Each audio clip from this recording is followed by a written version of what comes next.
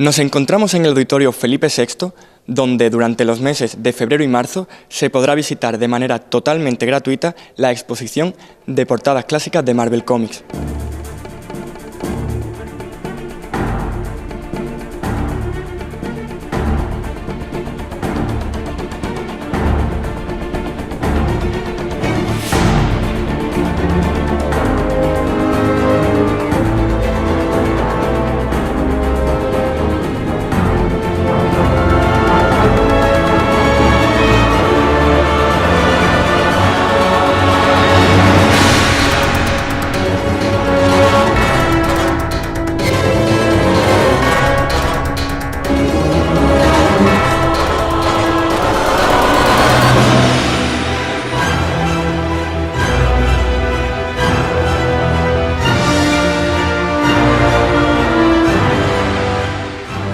Bueno, pues mira, nosotros llegamos a un acuerdo, la Asociación Unicornio, que coorganiza con el Ayuntamiento de Estepona la Semana Internacional de Cine Fantástico de la Costa del Sol, llegamos a un acuerdo con el auditorio para organizar actividades durante un año. Se firmó un acuerdo en marzo del año pasado, hasta marzo de este año, por el cual la asociación, además de las actividades relacionadas propiamente con el Festival de Cine, íbamos a organizar aquí en el auditorio bimensualmente unas exposiciones. Hemos hecho varias exposiciones, desde una de la Guerra de las Galaxias, que se hizo durante el festival, otra sobre portadas de discos míticos, de música pop, de los años 70 y 80. Y bueno, y una de las actividades también, pues decidimos hacer o colaborar con una sobre cómic. Entonces, bueno, pues dándole un poco vueltas a qué podíamos ofrecer, y yo también, como tú bien has dicho, pues aficionado, además de otras cosas, al tema de cómic. Bueno, pues la asociación decidió terminar este primer periplo, pues después ya veremos si seguimos otro año más, pero primero este último periplo, que es febrero y marzo de este año 2018, con una exposición de cómics. Cuando empiezas a pensar qué haces del cómic, hay muchísimas cosas, por supuesto, y tú como aficionado sabes que hay mucho que poder ofrecer al público.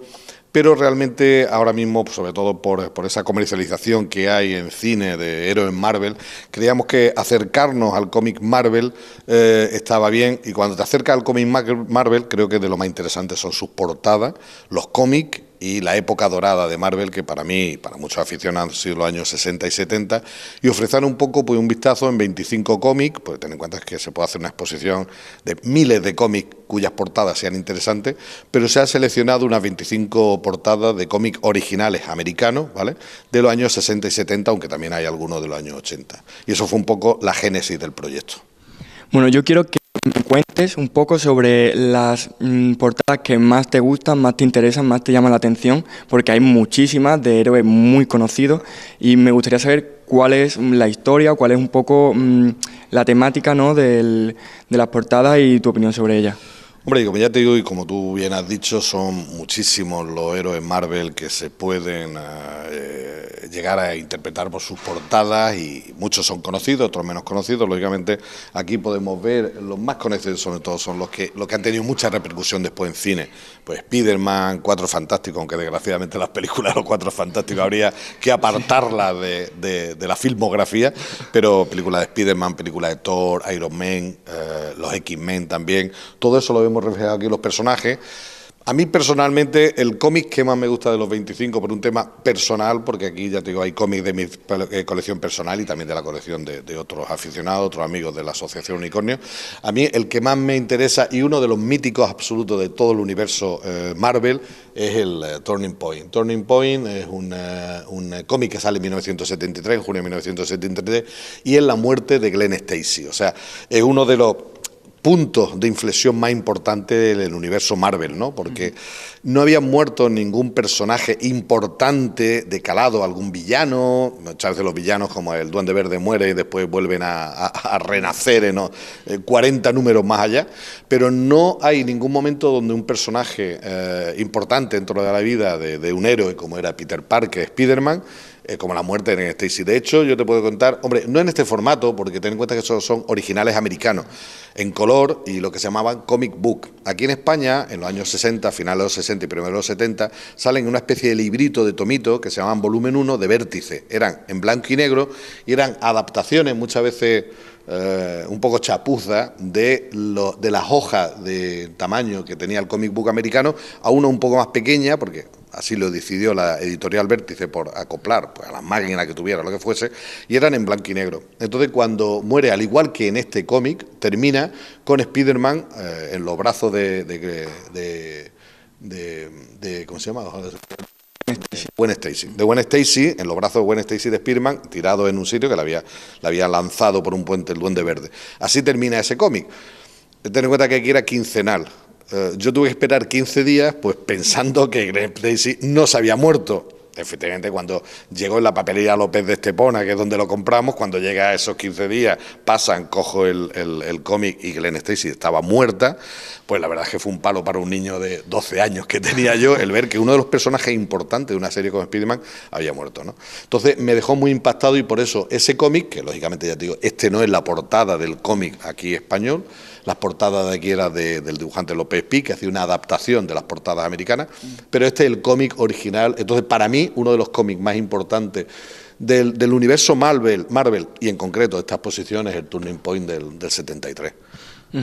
Todos conocemos Marvel, bueno, ahora se conoce muchísimo por el cine ha abierto a un montón de lectores ahora, pero Marvel no siempre se ha dedicado a lo que es el cómic de superhéroes, también hacía cómic de otro tipo antes, y quería que me enseñaras un poco, porque he visto que tienes portadas de otro tipo de cómics que se hacían antes, para que me mostraras un poco cuál y de qué trataban más o menos. Hombre, ten en cuenta que efectivamente Marvel, cuando nace Marvel no es de superhéroes, ten en cuenta que algunos de sus primeros personajes son la Antorcha Humana, que no tiene nada que ver con la Antorcha Humana de los Cuatro Fantásticos, o Namor, que Namor sí que tiene que ver. O sea, hay algunos personajes que pero él se dedica mucho a cómics de suspense, de detective y tal, ¿no? Hay una serie como Atlas Comics, o sea, hasta que llegue a Marvel, porque es una editorial que nace con diferentes nombres hasta que llegue a Marvel, que ya es a principios de los años 60, es cuando Marvel nace, ¿no?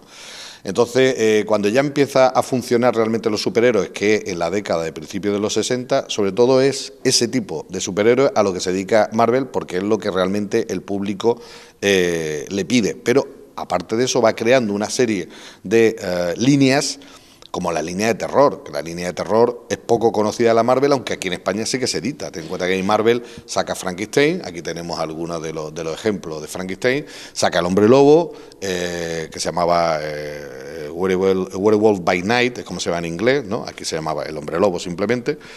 No confundir con el Hombre Lobo, que ahora lo veremos un poquito más adelante, de Spider-Man, porque el Hombre Lobo de Spider-Man no es el Hombre Lobo del Werewolf by Night. El Hombre Lobo de Spider-Man es el hijo de J.J. Jameson, que por una piedra lunar que se pone en el cuello, astronauta y se la ha traído a la luna, se convierte en Hombre Lobo. Que esa es otra de las portadas para mí míticas, que ahora te enseñaré, que se llama la marca del Hombre Lobo. Saca también La Momia, que también tenemos aquí algún ejemplo, y el más importante, que era el Conde Drácula. O sea, Drácula, uno de los pilares de Neil Adams, uno de los pilares del cómic de terror de la Marvel, que es la línea que mejor le funciona, pero saca de zombies, saca el planeta de los simios también. Lo que pasa es que no lo sacó en los pequeños, sino lo sacó ya en una segunda tirada que se llama el volumen 2 de Marvel. Saca el planeta de los simios, saca Star Wars. Algo que mucha gente no conocía, que Marvel hacía cómics de Star Wars ya en la década de los 70 o y antes, ¿verdad? Porque hay que tener en cuenta que aquí la línea de Star Wars no lo saca Vértice, que era quien lo sacaba. O sea, aquí la línea de Star Wars se vende a Bruguera. Entonces Bruguera es quien saca, por eso mucha gente aquí en España no conoce que lo que es la línea primera de Star Wars sale con Marvel. Pero ahora veremos un ejemplo también, que ya te digo, desde el 77, aquí tenemos un número del 79, pero del 77 que sale a Guerra Galaxia y un año después más o menos comienza la línea de cómic, es Marvel que lo está sacando en Estados Unidos.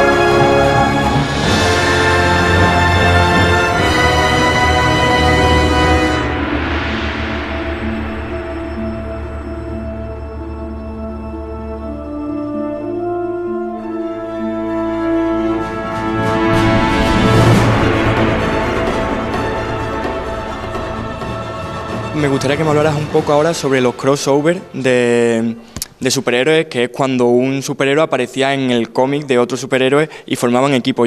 Aquí he visto varias portadas en las que aparecen varios superhéroes y me gustaría pues que me hablaras un poco sobre ellas y sobre las anécdotas.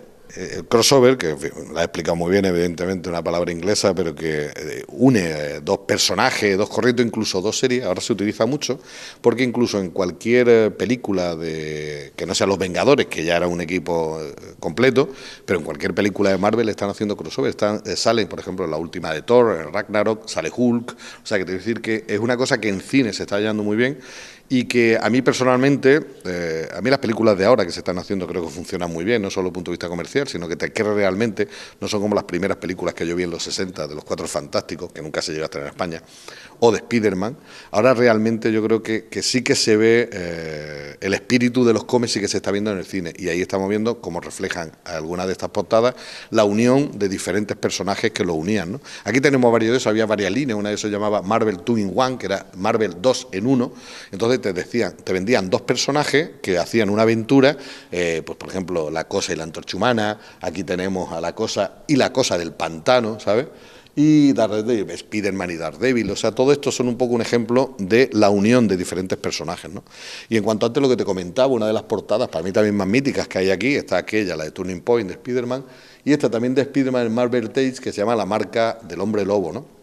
Porque a mí todo el tema de cine fantástico, de terror y todo eso, pues me gustaba mucho en los años 70, y entonces ver un personaje como el Hombre Lobo, que te digo que este es distinto del Werewolf by Night, que se hizo como una serie independiente. Este era el hijo de JJ Jameson, que sale también en esta portada, lo vemos, que por el astronauta y por una piedra lunar que se trae, pues se la pone al cuello y se convertía en las lunas, en las noches de luna llena, ¿no? Entonces, pues la unión de diferentes personajes, de diferentes colecciones y tal, creo que era muy interesante para todos los que seguíamos Marvel entonces, y creo que también es interesante para todos los que ahora vemos películas, ¿no? Entonces, bueno, pues un poco pendientes de esa Pantera Negra que se estrena en breve, y también como te digo, Infinity War, ¿no? Infinity War, que hombre, yo creo que será la película de las películas, vamos a ver, ¿no? Sí.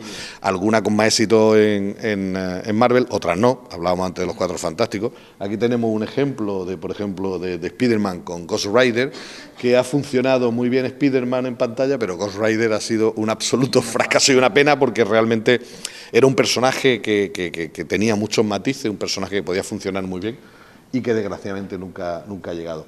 Y como clásico, también esta portada de 1970, El monstruo del lago perdido, de Cuatro Fantásticos, que también es uno de los mejores trabajos de Kirby y de los pioneros, ¿no? De los pioneros. Stan Lee, está Steve Ditko, Jack Kirby, que fue uno de los creadores más grandes de Marvel. Y Buscema, que un poco se encargó también de Doctor Extraño, se encargó de La Masa, y cosas que realmente que podemos disfrutar. O sea, la gente, curiosos en general, que quieran venir a la exposición, como tú antes bien dijiste, es gratuita y pueden verlo cualquier día aquí en el auditorio o en los días de los eventos que está abierto, pues curiosos en general, pues puedes ver cosas diferentes. Y hombre, a los aficionados, pues es difícil ver un tipo de exposición con originales americanos en los 60 y los 70, y bueno, y creo que es algo simpático para curiosos en general y para aficionados en concreto, que pueden venir a disfrutar un poquito de todas estas cosas que hemos contado.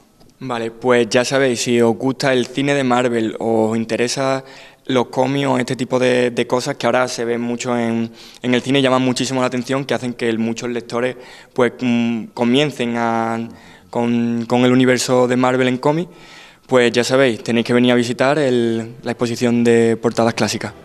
Muchísimas gracias. Gracias a ti, Álvaro.